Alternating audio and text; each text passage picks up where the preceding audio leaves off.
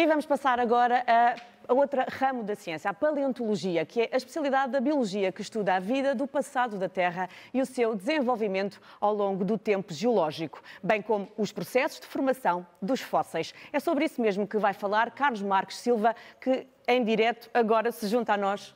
Olá, boa tarde, está-nos a ouvir? Olá, boa tarde. Olá, boa tarde. Boa tarde, bem-vindo. Olá, olá.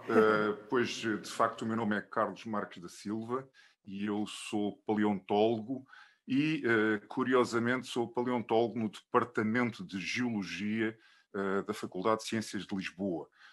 A paleontologia tem essa particularidade de ser uma disciplina de fronteira, de ligação entre a geologia e a biologia. Não é nem de um lado nem do outro, está essa ponte entre esses dois domínios científicos, essas duas vertentes da natureza, precisamente porque, como já entenderam, e tenho aqui representados alguns organismos do passado, como esta amonite, que surge depois fossilizada nas rochas e nas camadas geológicas, e, portanto, porque esta ligação da paleontologia entre a geologia e a biologia? Porque lida com vestígios de organismos do passado, mas que chegam até nós por via de processos geológicos e que nós encontramos e estudamos em contextos geológicos. E é um pouquinho disso que eu vou falar hoje, alicerçando-me um pouco na minha própria experiência pessoal e contando-vos um pouco de como é que eu cheguei ao estudo dos fósseis e como é que eu me interessei por estudar fósseis. Antes mesmo de começar, gostaria de deixar aqui uma sentida homenagem a Mariano Gago, que esteve na origem do Ciência Viva e que há mais de 20 anos foi um entusiástico apoiante das atividades de divulgação científica, em particular das do Departamento de Geologia da Faculdade de Ciências, nomeadamente através de uma iniciativa pioneira e extremamente interessante na altura, que eram as atividades de geologia no verão. Posto isto, tenho então uma apresentação, um pequeno grupo de slides para vos mostrar e para acompanhar esta minha conversa, que eu passarei de seguida. Aqui têm um fóssil de uma amonite, o fóssil de um grupo biológico hoje extinto e que conhecemos por via dos fósseis. Pois falemos então um pouquinho de desvendando o passado com fósseis. Todas as histórias têm um local e um tempo de origem. E a minha, curiosamente, não começa nem no Jurássico nem no Paleozoico, começa no princípio dos anos 70, quando eu era um miúdo, e na zona do Cristo Rei, onde na altura vivia em Almada. Hoje em dia, a geologia da zona, o substrato geológico da zona, está, como podem ver, coberto por vegetação, mas quando eu era um miúdo, a menos de 10 anos da construção e da inauguração da ponte sobre o Tejo, toda esta zona, como resultado das obras de construção da ponte, tinha exposta a geologia, as camadas geológicas que constituíam o substrato geológico da região. E nestas camadas geológicas eu encontrava fósseis. Na altura, pasme-se, não havia Playstations, não havia ainda telemóveis. Frequentemente as nossas brincadeiras passavam-se na rua, nem sequer, enfim, havia televisão durante o dia todo, só havia um canal e só emitia a partir das 7 da noite, ainda por cima a preto e branco. Portanto, brincar na rua e procurar maneira de nos entretermos na rua era fundamental. E naquele local eu encontrava fósseis e um dia encontrei um fóssil que aqui vos trago, o fóssil de um dente de tubarão. E, apesar de eu encontrar muitos outros fósseis, nomeadamente fósseis de gastrópodes e de bivalves, ou seja, fósseis de búzios e de conchas marinhas, que eu já conhecia da praia da Costa da Caparica, mas encontrar este dente de tubarão realmente incendiou a minha imaginação, porque não eram organismos com que nós nos cruzássemos diariamente, e também pelo facto de todos nós termos um pouquinho de respeito e de medo destes animais. Curiosamente, daquela mesma espécie de que eu encontrei aquele dente, que já era um dente significativo, há dentes fossilizados de dimensões bastante maiores. Reparem, o tamanho nestas circunstâncias não é fundamental. Todos nós conhecemos a expressão és grande, mas não és grande coisa, e, portanto, não devemos fixar-nos demasiado no tamanho dos fósseis, mas o certo é que o tamanho impressiona, e um dente de um tubarão desta dimensão imediatamente faz-nos imaginar como é que seria o organismo original.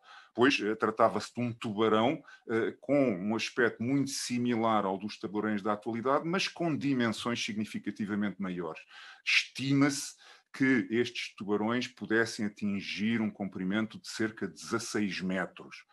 Para terem uma ideia, e está ali uma escala relacional, um mergulhador ou uma mergulhadora, não consigo ver bem daqui, mas para compararem, têm aqui um autocarro das carreiras urbanas de qualquer uma das nossas cidades, e estes autocarros têm tipicamente 12 metros de comprimento. Portanto, teriam que imaginar um tubarão um pouquinho mais comprido e um pouquinho mais perigoso que um autocarro da carreira. Os fósseis, como eu já disse, ocorrem nas rochas.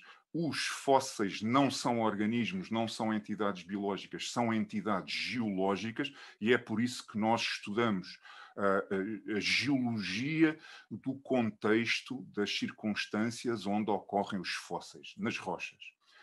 Os fósseis, juntamente com as camadas geológicas, constituem o registro geológico. E é nesse registro que nós vamos buscar a informação para entender, para reconstituir, para perceber o passado geológico da Terra. É com base nos fósseis que nós percebemos e entendemos que no passado existiram grupos biológicos que hoje já não existem, grupos biológicos como o caso das trilobites, que hoje estão extintos, eram artrópodes marinhos, ocorreram, viveram, existiram durante o Paleozoico, desde há 560 milhões de anos atrás até há cerca de 250 milhões de anos, extinguiram-se, já não existem. Temos conhecimento da sua existência, da sua biodiversidade e da sua ecologia através dos fósseis e das rochas onde esses fósseis ocorrem. Os fósseis não são todos iguais. Vimos aquele fóssil de trilobita há pouco, que é o fóssil de uma parte esquelética, uma parte do corpo do organismo, aquilo que nós chamamos, e um termo que vocês conhecem, que é somatofóssil. É um fóssil de um elemento corpóreo de um organismo do passado. Mas também temos fósseis de atividades biológicas. Tem aqui o exemplo de uma pegada de um dinossauro bípede, carnívoro, de um terópode, e reparem, esta pegada não é um organismo hoje em dia e nem nunca foi um organismo na sua origem, era uma pegada. E, no entanto, nós consideramos-la um fóssil. Porquê? Porque nos traz informação biológica que nos permite, por exemplo, perceber como é que estes organismos se deslocavam e, inclusivamente, a que velocidade poderiam deslocar-se ou estariam a deslocar-se na altura em que produziram estas pegadas que hoje em dia encontramos fossilizadas. Não é com base nos esqueletos dos dinossauros ou dos outros organismos que percebemos, por exemplo, como é que eles se moviam ou a que velocidade se moviam, é com base nestes outros fósseis, os icnofósseis. Os fósseis são também um repositório importantíssimo de informação no que diz respeito à evolução biológica. Reparem aqui, mais uma vez, a tal ligação entre o domínio da geologia, entre aqueles aspectos da natureza que são geológicos e aqueles aspectos da natureza que são biológicos. Reparem, a natureza é apenas uma, nós, humanos, é que distinguimos entre aqueles aspectos que têm a ver com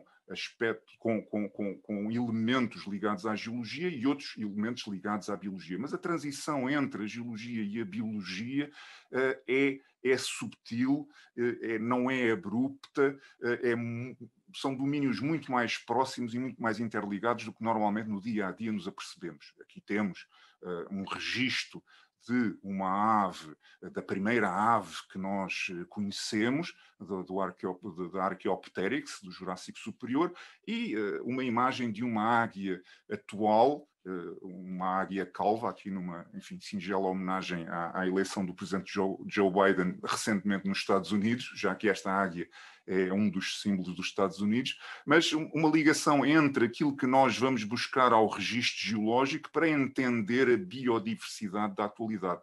É fundamental esta ligação entre os elementos geológicos e os elementos biológicos para entendermos verdadeiramente o mundo em que vivemos.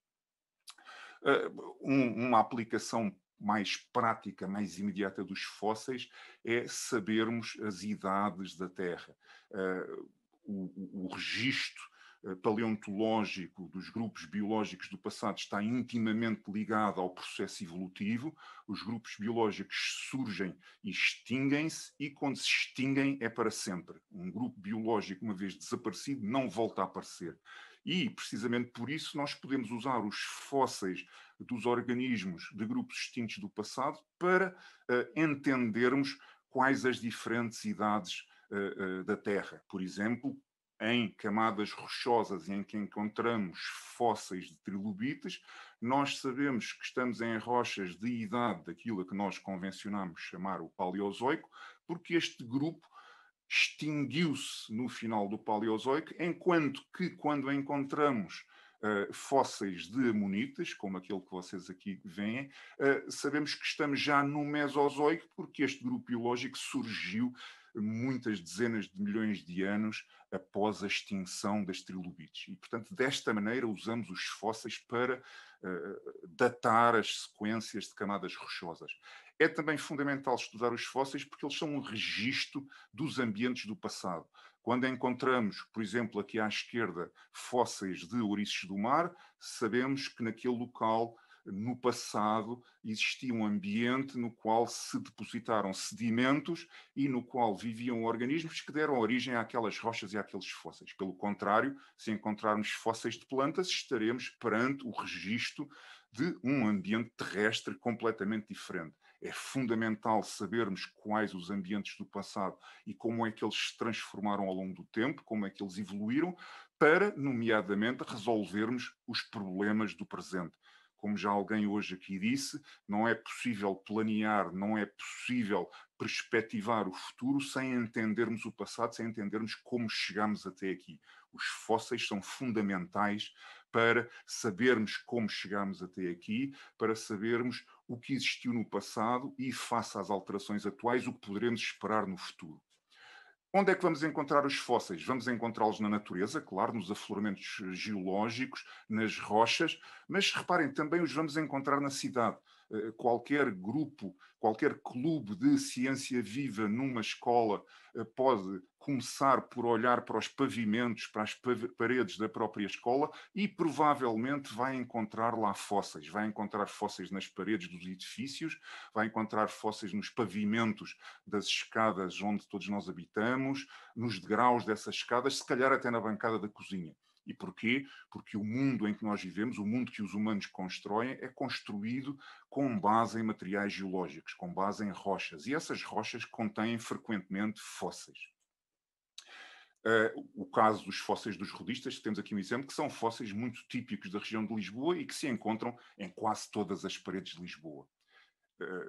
Em conclusão, é com base no estudo dos fósseis, com base no estudo da geologia, de mão dada com todas as outras ciências, a física, a química, a matemática, a biologia, por aí fora, até com as ciências sociais, que nós podemos desvendar o passado e, com base naquilo que conhecemos do passado, os ambientes dos grupos biológicos da dinâmica da Terra, perspectivar, planear e organizar o nosso futuro. E tudo isto porquê?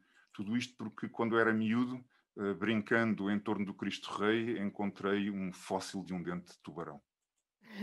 Excelente história. Professor, eu vou convidá-lo também agora a responder aqui uma pergunta do nosso chat, que relembro que está aberta a todos os que nos estejam a ouvir e que queiram tirar algumas dúvidas sobre o que estamos a ouvir, sobre estas áreas científicas. E vamos colocar aqui uma questão que é se existem fósseis só de animais ou também de plantas?